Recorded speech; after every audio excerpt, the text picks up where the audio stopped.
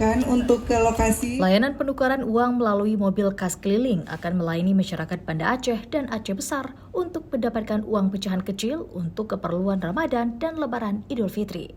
Mobil kas keliling ini akan mengunjungi lokasi-lokasi publik di kota Banda Aceh seperti Pasar Penayung, Pasar Ketapang, Pasar Lambaru, Pelabuhan Ulele, dan Barata Mall.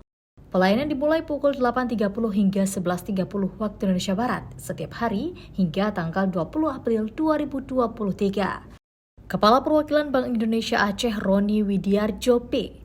mengatakan setiap paket penukaran uang tunai, Bank Indonesia membatasi per hari sebesar 3,8 juta. Pembatasan itu agar masyarakat merata mendapatkan uang pecahan baru.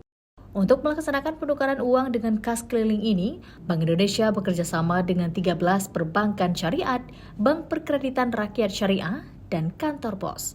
Jadi kalau kas layanan keliling dari Bank Indonesia itu mulai besok sudah bisa, sampai nanti kita menyesuaikan dengan batas penetapan libur dan cuti bersama ya di Ramadan. Menurut Roni, pihaknya berkomitmen untuk memenuhi uang rupiah dalam jumlah yang cukup.